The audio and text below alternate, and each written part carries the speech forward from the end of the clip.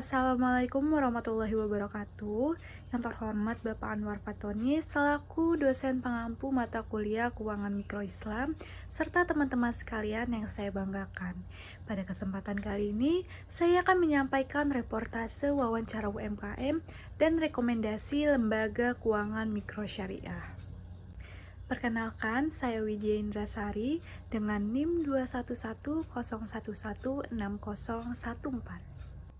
Yang pertama ada pendahuluan. Usaha mikro kecil dan menengah atau UMKM memiliki peran penting dalam perekonomian Indonesia, terutama dalam menciptakan lapangan kerja dan meningkatkan pendapatan masyarakat. Sektor UMKM sering disebut kegiatan ekonomi berbasis kerakyatan, di mana umumnya barang-barang yang dihasilkan oleh pelaku UMKM adalah berupa kebutuhan sehari-hari yang dibutuhkan oleh hampir semua lapisan masyarakat. Namun, UMKM ini merupakan usaha yang rentan karena kurangnya akses terhadap permodalan, kecilnya daya produksi yang dihasilkan, maupun pangsa pasar yang relatif sempit. Maka dari itu, lembaga keuangan mikro atau LKM adalah salah satu solusi untuk mengatasi permasalahan permodalan UMKM. LKM dapat memberikan pembiayaan yang lebih murah dan mudah bagi para pelaku UMKM.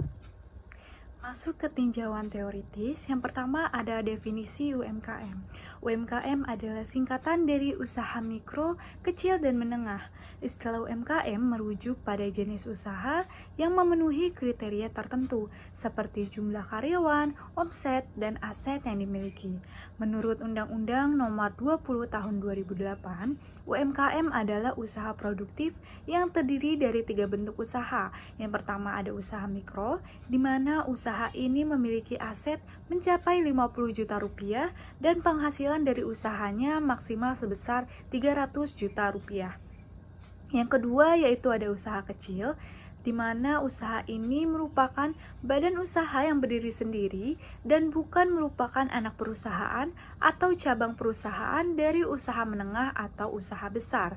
Usaha kecil ini memiliki aset mencapai 500 juta rupiah dan penghasilan dari usahanya dapat mencapai angka 300 juta hingga 2,5 miliar rupiah.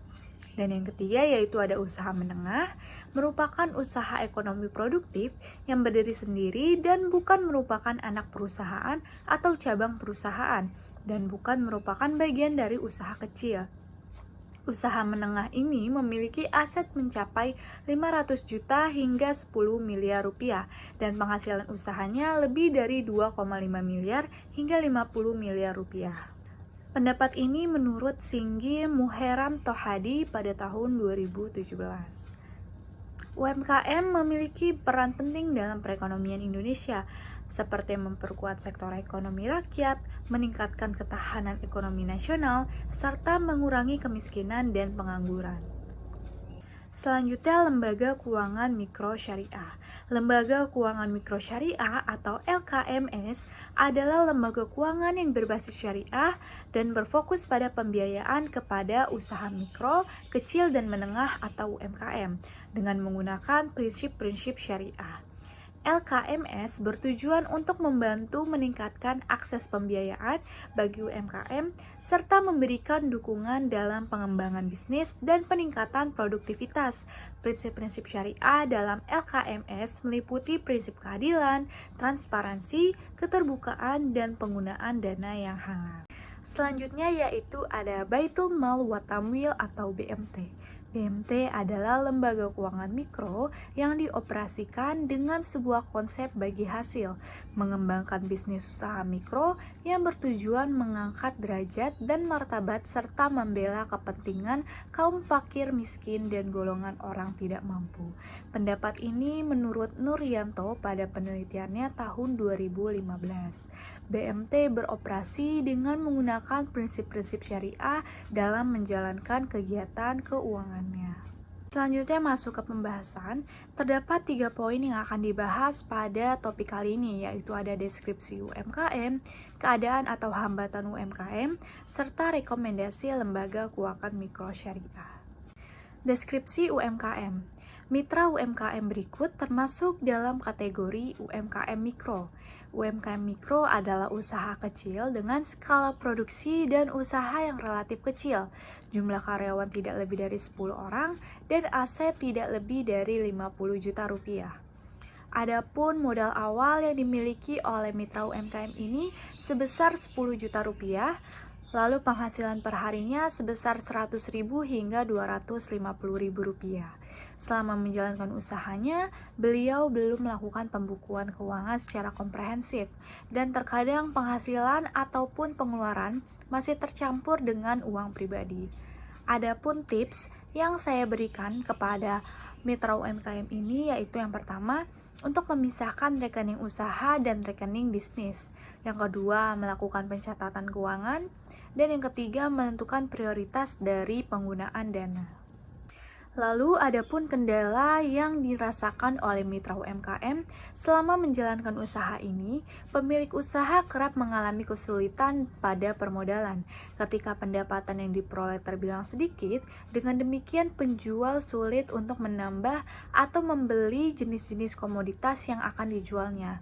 Selama ini, dalam mengatasi kesulitan akan modal, pemilik usaha telah melakukan peminjaman dana dari salah satu produk perbankan, yaitu KUR atau kredit usaha rakyat mikro kecil pada bank konvensional. Maka dari itu, saya merekomendasikan salah satu lembaga keuangan mikro syariah. Lembaga keuangan mikro syariah yang saya sarankan kepada pemilik usaha adalah Koperasi Syariah BMT Masjid Al-Azhar yang berada di wilayah Pasar Minggu, di mana lokasi BMT ini masih dapat dijangkau oleh pemilik usaha karena tidak jauh dari lokasi usaha yang dimiliki. BMT Masjid Al-Azhar ini memiliki misi untuk membangun dan memperdayakan ekonomi umat serta menumbuh kembangkan prinsip ekonomi syariah. Adapun beberapa prosedur pengajuan yang harus dilaksanakan oleh pengaju dana ke BMT Masjid Al-Azhar ini. Yang pertama, mendaftarkan diri sebagai anggota BMT Masjid Al-Azhar Jakarta. Yang kedua, anggota atau calon debitur dapat mengisi formulir permohonan serta memenuhi persyaratan. Adapun persyaratan yang harus dipenuhi diantaranya yaitu menyerahkan fotokopi KTM atau SIM beserta kartu keluarga, lalu mengisi formulir permohonan pembiayaan. Yang ketiga yaitu menyerahkan jaminan berupa BPKB motor atau mobil atau surat tanah, surat kios, dan lain sebagainya. Adapun prosedur atau langkah yang ketiga yaitu pihak BMT Masjid Al-Azhar akan melakukan survei ke tempat usaha calon anggota debitur.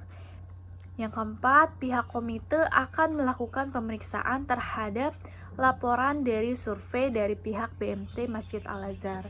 Dan yang kelima, setelah laporan akan survei telah sesuai dengan ketentuan yang berlaku, maka langkah yang selanjutnya dilakukan adalah melakukan akad sesuai dengan kesepakatan yang diinginkan. Cukup sekian pemaparan reportase wawancara UMKM serta rekomendasi lembaga keuangan mikro syariah yang dapat saya sampaikan. Kurang lebihnya mohon maaf. Wabillahi taufiq wal hidayah. Wassalamualaikum warahmatullahi wabarakatuh. Terima kasih.